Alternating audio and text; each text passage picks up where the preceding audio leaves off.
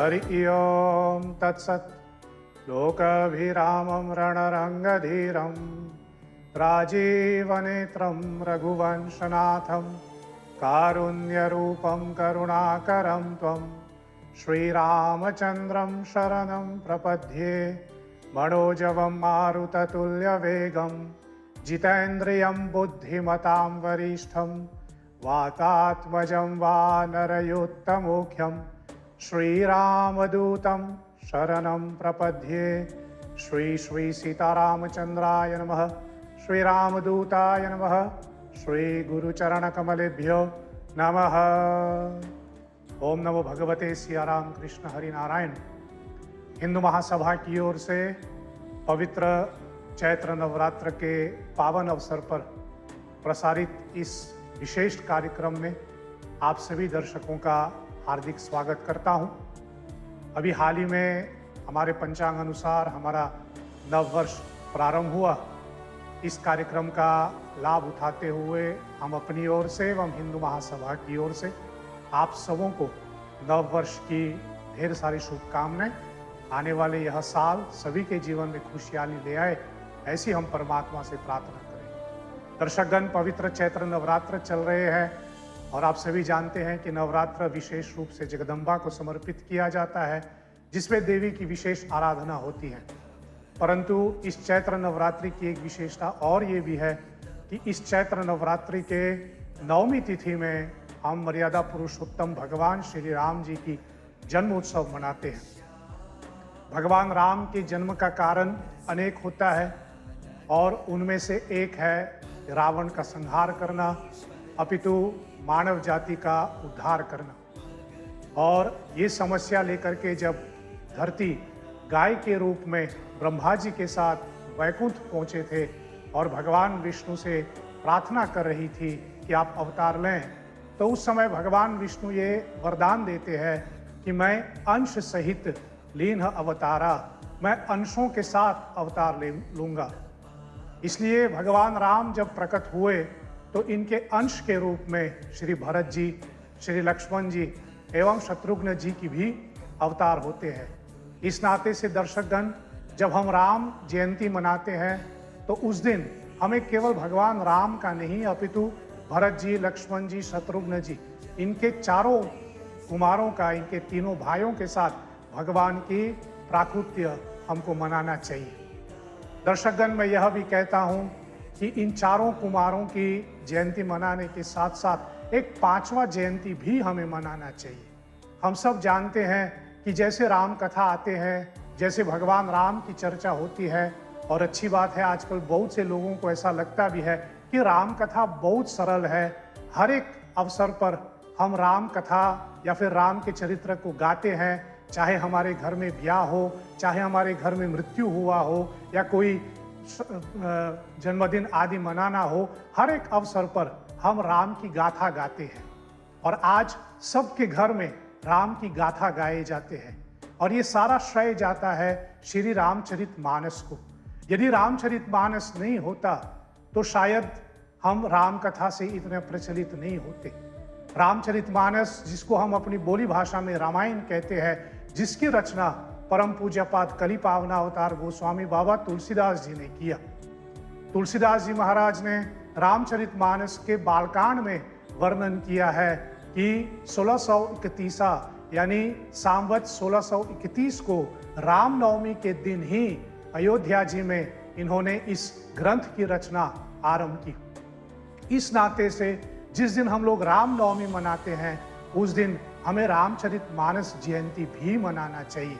हम सब जानते हैं मार्गशीर्ष मास के शुक्ल एकादशी के दिन हम लोग भगवत गीता जयंती मनाते हैं, कारण कि उसी दिन भगवान श्री कृष्ण ने अर्जुन को गीता सुनाई थी कुरुक्षेत्र पर। तो जिस प्रकार हम लोग गीता जयंती मनाते हैं उसी प्रकार हमें रामचरितमानस जयंती भी मनाना चाहिए। ये दो ग्रंथ केवल सनातन धर्मावलंबियों के लिए नहीं, ये दो ग्रंथ समस्त मानव जाति का कल्याण करने वाला है। ये दो ग्रंथ केवल कोई धार्मिक पुस्तक नहीं, कोई पूजा पाठ में प्रयोग करने वाला पुस्तक नहीं। ये दो ग्रंथ हमें जीवन जीने की कला और हमारे मृत्यु को किस प्रकार भगवान की सेवा में लगा सकते हैं, ये दो ग्रंथ हमको सिखाते हैं। मैं हमेशा निवेदन करता हूँ, श्री रामचरितमानस हमको जीना सिखाते हैं और भगवत गीता हमको मरना सिखाते हैं। इसलिए ये दो ग्रंथ हमारे जीवन के लिए, हमारी साधना के लिए कितने उपयोगी हैं, हम सब जानते हैं। जैसे अभी मैंने आरंभ में कहा, यदि तुलसी की रामचरितमानस नहीं होते तो आज घर घर रामायण का पाठ नहीं होता। हम सब जानते हैं रामायण की सबसे प्रथम रचना आदि कवि महर्षि वाल्मीकि जी ने किया, जो कुछ समय में विदेशी प्रभाव के कारण से जहां पर संस्कृत लुप्त होते जा रहे थे, तो उस कारण से बहुत से लोगों ने वाल्मीकि रामायण की पाठन पठन करना छोड़ दिया था।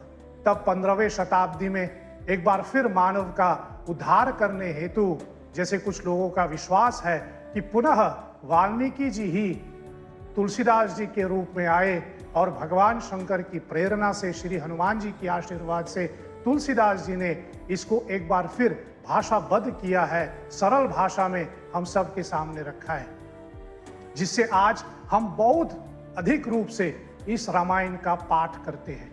और आजकल चैत्र नवरात्र में जहां जहां भी राम कथा चल रहे हैं, निसंदेह जितने भी राम कथा गाए जाते हैं वो सब श्री रामचरितमानस के आधार पर ही है। आज हम अपने आप को यह महसूस करते हैं कि हम भगवान राम के कितने करीब हैं, और ये सब श्री रामचरितमानस के लिए हिसाब से है। आज रामचरितमानस को हम अपनी बोली भाषा में भी प्रयोग करते हैं, केवल पूजा पाठ में नहीं, बोलने में भी हम रामचरितमानस का पाठ करते हैं, बोलते हैं। कितने ऐसे हमारे यहाँ भोजपुरी भाषा में शब्द आते हैं जिनका यदि हम सुने तो वह रामचरितमानस से निकला हुआ है। सो आप समझ सकते हैं दर्शकगण कि इस ग्रंथ ने हमको कितना दिया हुआ होता है। इसलिए मैं निवेदन करूं कि आगामी रविवार 6 अप्रैल को जब हम रामनवमी मनाएंगे तो उस दिन भगवान राम, भरत जी, लक्ष्मण जी और शत्रुघ्न जी एवं रामचरितमानस की हम लोग जयंती मनाएं। तुलसीदास जी वर्णन करते हैं कि राम और उनके 3 भाई कैसे हैं। ये जीवन के 4 पुरुषार्थ है। राम धर्म का प्रतीक है, भरत जी अर्थ का प्रतीक है, लक्ष्मण जी काम का प्रतीक है और मोक्ष स्वरूप श्री शत्रुघ्न जी है। धर्म का अर्थ है हमको मर्यादा सिखाते हैं, राम मर्यादा सिखाते हैं। अर्थ का अर्थ होता है कि हम संपत्ति कमाएं, हम धन कमाएं, और हमारे जीवन का सबसे बड़ा धन होता है कि हम अच्छे चरित्र को हम अपना सकें, हम साधु चरित्र को अपना सकें। और भरत जी को हम सब जानते हैं, वो रघुवंश के साधु कहलाते हैं, इसलिए अर्थ के रूप में भरत जी है। फिर उसके बाद हम अपना काम, हम अपनी इच्छाओं को कैसे कंट्रोल कर सकते हैं, यह हमें लक्ष्मण सिखाते हैं। कारण कि शेष अवतार श्री लक्ष्मण जी त्याग की मूर्ति है। बिना किसी से पूछे, बिना किसी से भय करते हुए, यहाँ तक कि अपनी पत्नी को भी इन्होंने सहज रूप से इनका त्याग कर दिया, कारण कि उनको 14 साल भगवान राम के साथ वनवास में जाना था। इसलिए काम को कंट्रोल करना, अपनी अनकंट्रोल डिजायर्स को कंट्रोल करना, ये हमें लक्ष्मण सिखाते हैं। और मोक्ष का अर्थ क्या है? मोक्ष का अर्थ होता है कि हम मौन हो जाएं।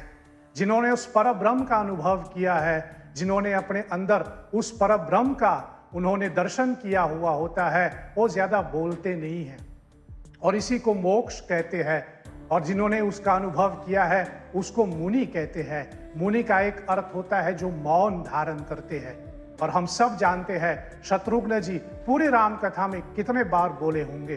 पूरी राम कथा में भी शायद इनका वर्णन 3-4 जगहों पर ही हुआ। ये ज्यादा बोलने वाला नहीं, कारण कि इन्होंने अंदर में राम को पा लिया है। सो ये 4 पुरुषार्थ के रूप में हमारे सामने है, धर्म, अर्थ, काम, मोक्ष। लेकिन इनकी प्राप्ति कैसे करें, ये हमें रामचरितमानस सिखाते हैं। इसलिए दर्शकगण, मैं पुनः निवेदन करूं, रविवार को भगवान के प्राकृत्य के समय दिन के 12 बजे होता है, मध्याह्न काल में भगवान का झूला झूलाएं, आरती आदि ये सब संपन्न करने के पश्चात रामचरितमानस की भी आरती करें। आप सबों को रामनवमी की ढेर सारी शुभकामनाएं। आपके ध्यान के लिए कोटि कोटि धन्यवाद। ओम सत्यम शिवम सुंदरम। ओम शांति ही शांति ही शांति। ओम श्री सीतारामचंद्रार्पणमस्तु। साधुवाद। जय श्री हरि।